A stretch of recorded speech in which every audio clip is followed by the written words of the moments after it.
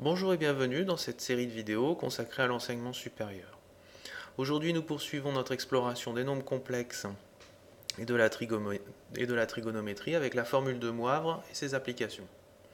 Pour bien pouvoir suivre cette vidéo, vous aurez besoin de connaître la définition de l'exponentielle complexe, ainsi que de savoir manier le binôme de Newton pour des puissances petites.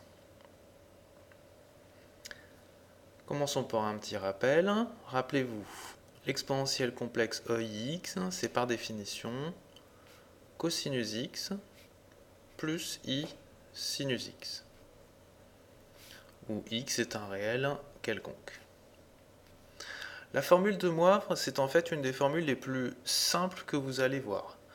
Regardez, si vous prenez un entier naturel non nul, vous savez que l'exponentielle complexe se comporte comme une exponentielle normale, c'est-à-dire que EIX puissance n, c'est en fait EI nx. On va réécrire ces deux formules à l'aide de la définition initiale. Donc ce terme de gauche va nous donner cosinus x plus i sinus x puissance n.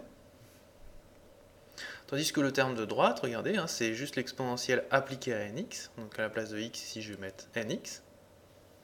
Et ça va me donner cosinus nx plus i sinus nx. On vient de démontrer en quelques secondes la formule de Moivre. Pour la première application, on va considérer un cas que vous avez déjà vu au lycée. Si vous voulez une formule trigonométrique pour cosinus 2x, au lycée, on faisait ceci, on disait que c'était cosinus x plus x, et puis on développait. Cosinus a plus b, c'est cos a cos b moins sin a sin b, donc ici, c'est cos x moins sin x, et ça nous donnait la formule cosinus carré x moins sinus carré x. Maintenant, on va retrouver cette formule-là, mais en utilisant la technique de Moivre. La première chose à observer, c'est que cosinus 2x, c'est la partie réelle de EI 2x. Alors en effet, je vous rappelle, EI 2x, c'est par définition cosinus 2x plus i sinus 2x. Donc si je prends la partie réelle de ceci, c'est bien cosinus 2x. Ensuite, si vous vous souvenez de la démonstration de Moivre, EI 2x, c'est aussi EIX au carré, que je pourrais écrire aussi comme la partie réelle de cosinus x plus i sinus x au carré. Là, je vais développer le carré. Donc on a a plus b au carré, c'est-à-dire a carré plus 2ab plus b carré. Ça nous donne la partie réelle de a carré, donc cosinus carré x. 2ab, ça fait 2i cos x sin x. B carré, c'est-à-dire i carré, donc moins sin carré x. Pour faire joli, je vais bien rassembler les réels ensemble et les complexes ensemble. Donc c'est la partie réelle de cos carré x moins sin carré x plus 2i cos x sin x.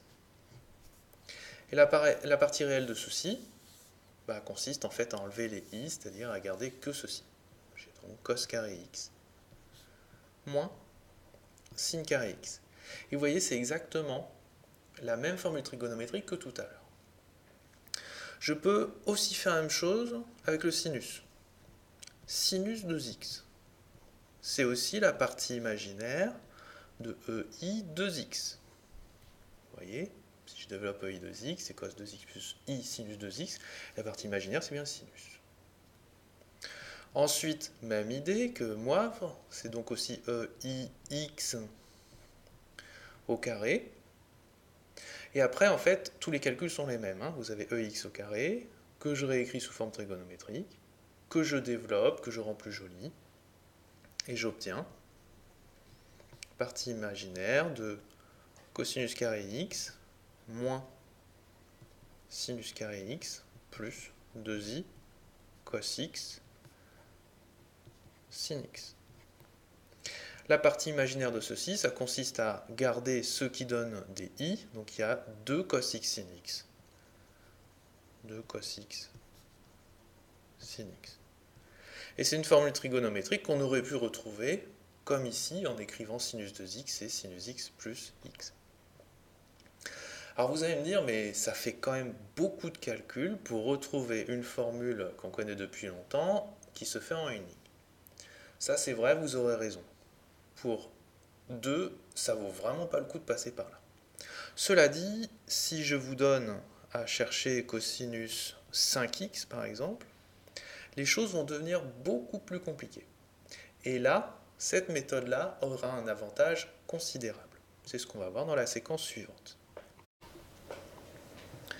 Maintenant, on veut une formule trigonométrique pour cosinus 5x et sinus 5x. On va partir sur la même mécanique. Pour cosinus 5x. Comme tout à l'heure, on va dire que c'est la partie réelle de EI 5x. Mais c'est aussi la partie réelle de EIX puissance 5, c'est-à-dire encore la partie réelle de cosinus x plus i sinus x puissance 5. Je vais devoir développer a plus b puissance 5, donc je vais faire un petit triangle de Pascal pour trouver les bons coefficients. Donc pour a plus b au carré, c'est 1, 2, 1, ensuite 1, 3, 3, 1, 1, 4, 6, 4, 1, 1, 5, 10, 10, 5, 1. Donc je poursuis ici. Je vais développer a plus b puissance 5, donc j'ai partie réelle de cosinus puissance 5x plus 5 cosinus puissance 4x i sinus x plus 10 cosinus puissance 3x i sinus x au carré plus 10 cosinus carré x i sinus x au cube plus 5 cosinus x i sinus x puissance 4 plus i sinus x puissance 5. Je vais réécrire tout ça proprement. C'est la partie réelle de cosinus puissance 5x plus 5i cosinus puissance 4x sinus x. Ensuite ici j'ai i au carré, donc moins 1. Donc moins 10 cosinus cube x sinus x. Ici j'ai i au cube, donc i au carré fait moins 1. Donc i au cube fait moins i. Donc je vais avoir moins 10i cosinus carré x sinus cube x. I puissance 4, ça fait donc moins i au carré, donc 1. Je vais avoir 5 cosinus x sinus puissance 4x. Et i puissance 5, bah c'est i fois 1, c'est-à-dire i, plus i sinus puissance 5x. Je vais prendre la partie réelle de tout ceci, donc je vais garder que les termes qui n'ont pas de i. Et à cosinus puissance 5. Ensuite, celui-ci, on ne le garde pas puisqu'il y a un i. On va garder celui-ci, moins 10 cosinus cube x sinus x. Celui-ci, on ne le garde pas puisqu'on veut un réel. Par contre, on garde celui-ci, plus 5 cosinus x sinus 4x. Celui-ci, on ne le garde pas. On a donc une formule pour cosinus 5x. Pour sinus 5x, cette fois-ci, il va falloir prendre la partie imaginaire de EI 5x. Ensuite, on procède sur le même principe. C'est la partie imaginaire de EIX puissance 5. Mais regardez ce calcul, il a déjà été fait ici. Ça sera le même ici, le même ici, le même ici, le même ici. Donc en fait, c'est la partie imaginaire de tout ceci. C'est la partie imaginaire de la quantité que je vais appeler étoile ici, pour ne pas tout recopier, parce que c'est un petit peu long. Et la partie imaginaire de cette partie-là, et en fait, on va garder tout ce qui contient un i. Donc ça va être 5 cosinus puissance 4x sinus x. Celui-ci, on ne le garde pas. Ensuite, on garde celui-ci. Moins 10 cosinus carré x sinus cube x. Et on garde celui-ci également. Plus sinus puissance 5 x. Donc, vous voyez, c'est assez simple. Toujours un peu fastidieux puisqu'il faut développer des a plus b puissance n. Mais vraiment rien de difficile. Voilà, on en a fini pour Moivre. Vous voyez, c'est une idée très simple, et d'ailleurs, la vidéo est très courte. Je vous ferai remarquer aussi que dans les deux séquences d'application, j'ai systématiquement redémontré Moivre. Je n'ai pas appliqué réellement la formule de Moivre, puisque à chaque fois, j'ai eu une situation de ce type-là.